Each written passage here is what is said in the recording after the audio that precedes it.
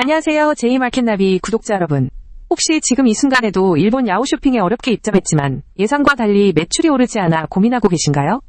혹은 야후쇼핑 광고에 거금을 썼는데 기대했던 성과는커녕 광고비만 날리고 있는 상황은 아니신가요? 사실 이런 고민 여러분만의 이야기가 아닙니다. 수많은 한국 브랜드가 일본 야후쇼핑 진출의 문턱에서 좌절하고 있어요. 하지만 걱정 마세요. 이 영상을 끝까지 보시면 일본 야후쇼핑에서 진정으로 돈을 벌고 브랜드를 성장시키는 핵심 전략들을 명확하게 알 수 있습니다. 단순한 입점을 넘어 성공적인 광고 집행과 최적화 노하우까지 모두 알려드릴게요.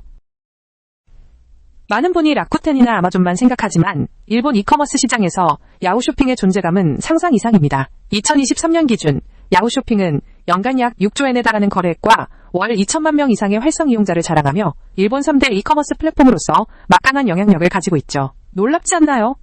이 거대한 잠재 고객 앞에서 여러분의 브랜드는 지금 어떤 위치에 있나요? 혹시 일단 입점하면 되겠지라는 막연한 기대로이 거대한 기회를 놓치고 있지는 않으신가요? 안타깝게도 많은 한국 브랜드가 이 숫자 뒤에 숨겨진 진짜 잠재력을 제대로 활용하지 못하고 있습니다. 여러분도 그저 입점만 해놓고 잠재력을 놓치고 있는 수많은 브랜드 중 하나일 수 있어요. 이제 그 숨겨진 기회를 어떻게 잡을지 알아볼까요? 이런 경험 있으신가요? 어렵게 일본 야후쇼핑에 입점하고 번역도 겨우 마쳤는데 상품은 산더미처럼 쌓여있고 정작 방문자는 너무 적어 좌절했던 경험이요. 애써 광고를 돌려봐도 클릭당 비용은 높은데 구매 전환은 일어나지 않아 돈만 낭비하고 일본 소비자들은 왜 우리 브랜드를 외면하는지 답답하고 막막하셨죠? 한국에서 이렇게 잘 팔리는데 일본에서는 왜 안 될까 하는 의문이 머릿속을 떠나지 않을 겁니다. 실제로 많은 한국 브랜드 담당자들이 이런 고민을 토로하며 일본 시장의 높은 진입장벽에 어려움을 느끼곤 합니다. 이러한 문제의 핵심에는 일본 시장과 야후쇼핑 플랫폼에 대한 깊은 이해 부족이 자리 잡고 있습니다. 그럼 대체 왜 이런 일이 반복되는 걸까요? 왜 이런 답답한 상황이 반복되는지 그 근본적인 메커니즘을 시각적으로 쉽게 설명해 드릴게요. 많은 한국 브랜드가 일본 시장에 진출할 때 한국식 마케팅 접근법을 그대로 가져오는 경우가 많습니다. 하지만 이는 일본 야후쇼핑의 독특한 플랫폼, 환경과 일본 소비자 특성 불이해로 이어지게 됩니다.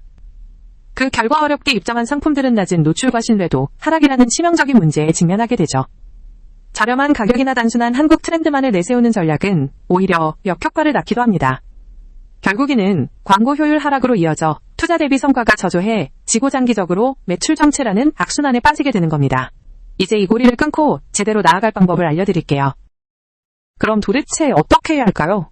성공적인 야후쇼핑 입점을 위한 첫 번째 핵심은 바로 철저히 현지화된 전략입니다. 무턱대고 상품을 올리고 광고를 집행하는 것이 아니라 일본 시장의 특성과 야후쇼핑의 시스템을 깊이 이해하는 것이 먼저예요. 예를 들어 일본 소비자는 상세하고 친절한 상품 설명과 사용 후기를 매우 중요하게 생각합니다. 단순히 한국어 번역이 아니라 일본 현지 정서와 문화에 맞는 문구와 디자인으로 현지화된 상품 페이지를 제작해야 합니다. 또한 야후쇼핑 내부 검색 알고리즘을 파악하여 야후쇼핑 내부 SEO를 최적화하고 고객의 문의에 신속하고 정중하게 응대하는 철저한 CS 대응으로 오모테 나시 정신을 보여주는 것이 중요합니다. 이 모든 것이 일본 소비자의 신뢰를 얻는 시작점이 됩니다. 이제 입점 후 광고 전략으로 넘어가 볼까요? 입점 후엔 결국 광고로 승부해야 합니다. 하지만 야후쇼핑 광고 종류도 많고 복잡하게 느껴지시죠? 핵심 광고 유형 4가지를 제대로 이해하고 우리 브랜드에 맞게 활용하는 것이 중요해요. 첫째 검색 연동형 광고는 특정 키워드를 검색하는 잠재 고객에게 노출되어 고관여 고객의 즉각적인 구매를 유도합니다. 둘째 디스플레이 광고는 야후 재팬의 광범위한 네트워크를 활용하여 폭넓은 노출로 브랜드 인지도를 빠르게 올리는 데 효과적이죠. 셋째 타임 세일 및 쿠폰 광고는 즉각적인 구매를 유도하고 재고 소진에도 큰 도움이 됩니다. 마지막으로 스토어 매칭 광고는 경쟁사 스토어를 방문한 고객에게 우리 스토어를 노출시켜 고객을 빼앗아오는 공격적인 전략입니다. 이 4가지 유형을 조합하는 것이 성공의 열쇠예요. 그럼 이 광고들을 어떻게 최적화할까요? 광고를 집행했다고 해서 끝이 아닙니다. 끊임없는 데이터 기반 최적화만이 비용 효율을 높이고 매출을 끌어올릴 수 있어요. 다음 3가지 스텝을 기억하고 꾸준히 실행해야 합니다. 첫 번째는 바로 정확한 데이터 분석입니다. 광고 전환율 ROAS, 광고 수익률, 클릭률 등 핵심 지표들을 주기적으로 확인하며 어떤 광고가 효과적이고 어떤 광고가 비효율적인지 파악해야 합니다. 두 번째 스텝은 키워드 정교화입니다. 비효율적인 키워드는 과감히 제거하고 새로운 잠재 키워드를 발굴하여 광고 노출 영역을 확대해야 합니다. 마지막 세 번째 스텝은 광고 소재와 랜딩 페이지 A/B 테스트입니다. 어떤 이미지 문구 페이지 디자인이 일본 소비자들에게 더 잘 반응하는지 지속적으로 테스트하고 개선해 나가야 합니다. 이 3단계를 통해 여러분의 광고는 더욱 강력해질 겁니다. 실제 성공 브랜드들은 어떻게 했을까요? 실제 성공 사례를 보면 단순히 광고비를 많이 쓰는 것보다 전략적인 광고 조합과 시너지 효과를 창출하는 것이 훨씬 중요합니다. 예를 들어 한국의 한 뷰티 브랜드 K-뷰티S사는 야후쇼핑 진출 초기 디스플레이 광고를 통해 브랜드 인지도를 폭넓게 확보했습니다. 동시에 특정 고민 해결 키워드의 검색 연동형 광고를 집중하여 시카크림 검색 시 상위에 노출 높은 전환율을 기록했죠. 또한 주기적으로 타임세일 및 쿠폰 프로모션을 진행하여 재구매를 유도하고 신규 고객 유입을 꾸준히 늘렸습니다.